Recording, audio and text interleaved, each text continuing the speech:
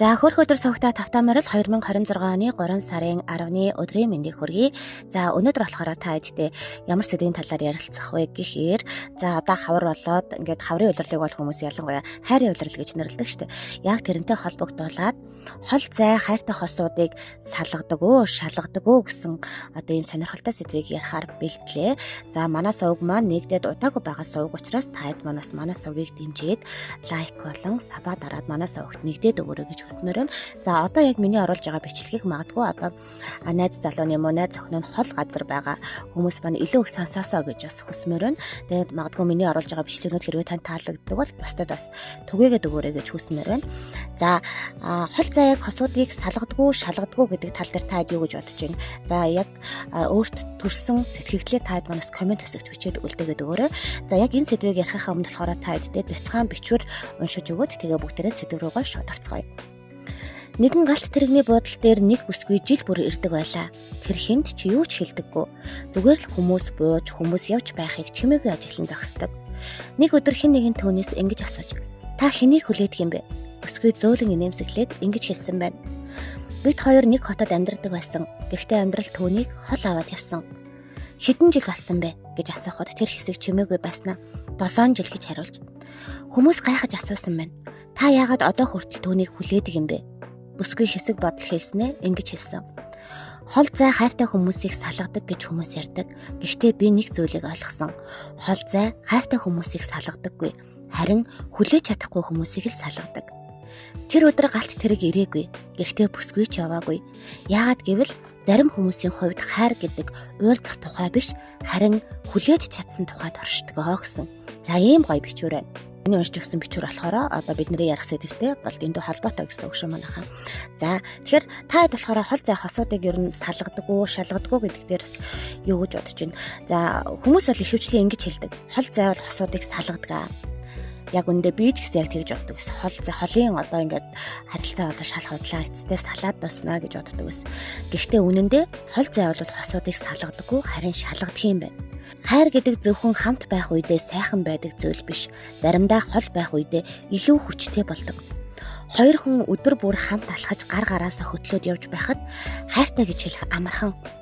Гэхдээ хэдэн 100 хэдэн мянган километрийн зайд бие биенээ санаж суух үед тэр хайр илүү бодит болдог.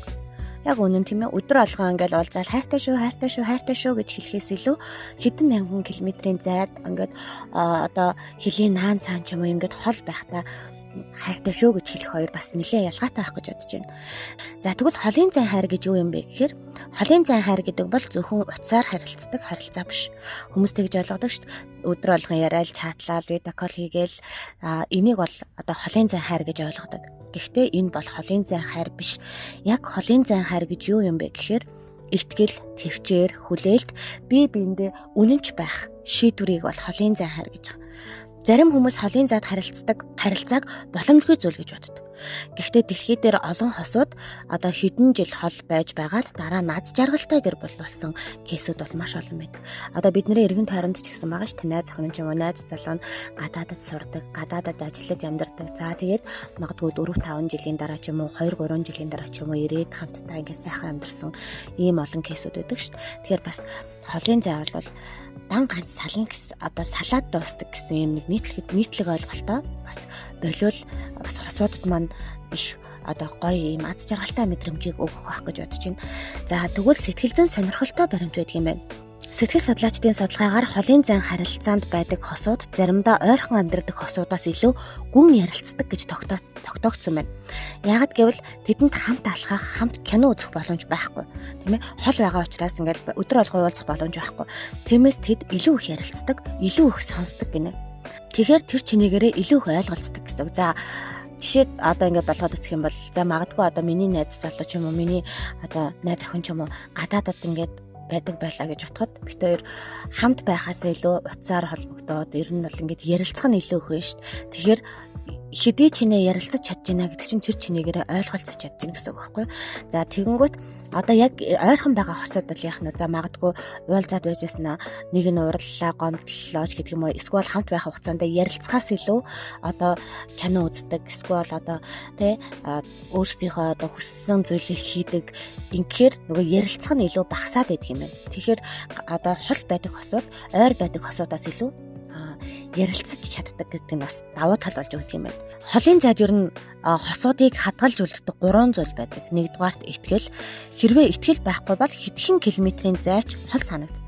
Хэрвээ чи нэг нэгэндээ итгэж чадахгүй бол хоёулаа ойрхон байгаад ч ямар ч нэмэргүй одоо саллалтаар дуусна гэсэн үг ш. Хоёрдугаарт болохоор төвчээр хэрэгтэй. Заримдаа сар жилээр уулзахгүй үе бол зөндөө гарна ш. Энэ үед хамгийн гол нь одоо төвчээртэй байх хэрэгтэй гинэ.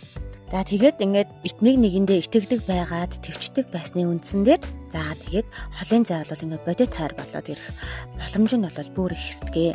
За дэлхий дээр олон судалгаанд холын зай харилцаатай хосуудын 40-60% нь дараа нь хамт амьдарч эхэлдэг гэж гарсан байдаг. Тэгэхээр одоо холын зайн хосуудын бүх хосууд бол ингээд салалтаар дуустдаггүй гэсэн үг байна шүү дээ. 40-60% нь бол ингээд хамт амьдардаг. Тэр хайр бүтдэг гэсэн. Мөн нэг сонирхолтой зүйл байдаг нь холын зайн хосууд бие биендээ илүү их захиа бичдэг, илүү их сандаг, уулзах мөчөө илүү их үнэлдэг байна.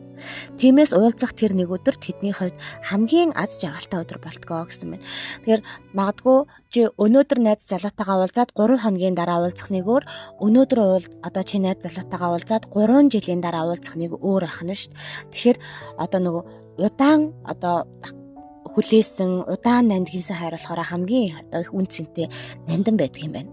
Холын зай яагаад зарим хайрыг одоо үгүй хийдэг вэ гэхээр худал амлалт удаан үргэлжлэхгүй, үнэн ч бус хүмүүс удаан тэсэхгүй, хуурамч мэдрэмж одоо илэрч эхэлдэг. Тиймээс зарим хосууд салдаг. За тэгвэл холын зайд хамгийн хэцүү одоо зүйл юу байдаг вэ гэхээр хамгийн хэцүү нь мэдээж санах мэдрэмж. Санах мэдрэмж хамгийн хэцүү. Өдөр болгон уулзаад саналаа гэд гүйж чад тврээд авч чадахгүй тийм ээ. Саналаа гэд гүйж чад уулзаж чадахгүй юм чинь одоо хамгийн хэцүү зүйл нь бол санах мэдрэмж байдаг гинэ. Зарим шин одоо та зүгээр л түүнийг тэрхийг хүсдэг. Гэхдээ боломжгүй. Зарим баяр төрсөн өдөр одоо чухал мөчүүдийг та ганцаараа өнгөрүүлдэг. Тэр үед ингэж хол байх хэрэг байна уу гэж өөрөөсөө асуух үе бол зөндөө гардаг байна. Гэхдээ тэр үед жинхэнэ хайрал одоо ингэж шалгарч үлддэг юм байна. Хэрвээ хоёр хүн одоо холын зайг давж чадвал тэдний харилцаа маш хүчтэй болдог.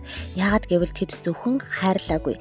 Тэд хүлээсэн, итгэсэн, тиссэн хол зайг давж чадсан хүмүүс хамт байх боломжийг илүү их үнэлдэгэ гэсэн байна. За тэгэхээр судалгаагаар бас нэг холын зай харилцааны одоо үр дүн ерөнхийдөө ямар байдаг вэ гэдгсэн чинь ойролцоогоор 58-аас 60% нь харилцаагаа авч үлдэж чаддаг. Ойролцоогоор 40-с 42% нь болохоор эцэстээ салдгаа гэсэн байна. Өөрөөр хэлбэл одоо 10 хосын 6 нь хамт үлддэг бол 10 хосын 4 нь болохоор салдах юм байна. Ингээ холын зайнаас гэсэн үг шүү дээ. За бас нэг сонирхолтой баримт байдаг нь болохоор холын зайн харилцааны дундаж үргэлжлэх хугацаа ойролцоогоос 2-3 жил байдаг. Харин эхний 4-5 сар хамгийн хэцүү үе гэж судлаачид болохоор үздэг юм байна. Ер нь бол хамгийн одоо яг дундаж хугацаа нь бол хол байх нь бол 2-3 жил, за магадгүй 4-5 жил гэж явсан одоо юунууд байгаа шүү дээ. Гэхдээ яг энэ үед хамгийн хэцүү нь одоо эхний 4-5 сар байдаг юм байна. Яг нөгөө хамт байжгаад гинт ингээд хоёр талдаа болчингууд эхний яг хэдэн сарууд угаас айгүй хэцүү өнгөрнө шүү дээ. Тэгээд тэрнээс хойш ингээд аажим ачмаар дасаад ингээд явдаг юм байна. За тэгээд судалгаанаас холын зайг давж чаддаг хосуудад ихэвчлэн 3 зүйл одоо юм нийтлэг байдаг юм байна л да. Нэгдүгээр тогтмол харилцаа. За утас мессеж юу гэдгийг, хоёр дахь нь итгэл, гурав дахь нь нэг л өдөр хамтдаа амьдрнаа гэсэн тодорхой төлөвлөгөө байдаг юм байна. Энэ гурав бол ингээ маш чухал. Энэ 3 зүйл байж байгаа учраас одоо хосууд хэдий хол байсан ч гэсэн хараа аваад үлдэж чаддаг юм байна. Өдөр болгон тогтмол харилцаа үүсгэх ёстой юм байна. Нэг нэгэндээ хамгийн гол нь итгэх ёстой юм байна.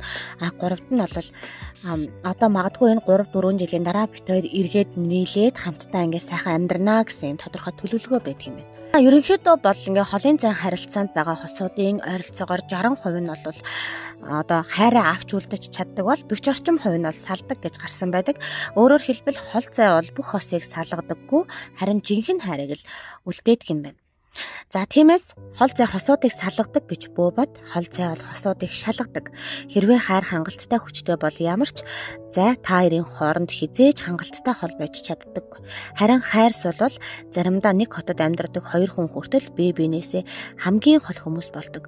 Тиймээс жинхэнэ хайр гэдэг ойрхон байх тухай биш, Харин хичнээн хол байсан ч гэсэн бие биенээ сонгосоор л байхыг жинхэнэ хайр гэж хэлдэг гэсэн байна.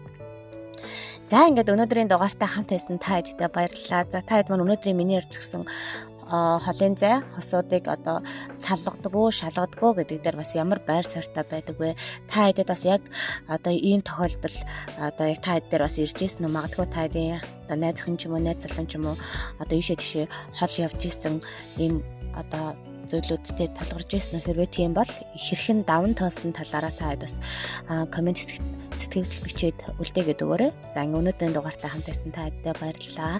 Дараагийн дугаараар иргэн уулзтлаа. Түр баяртай.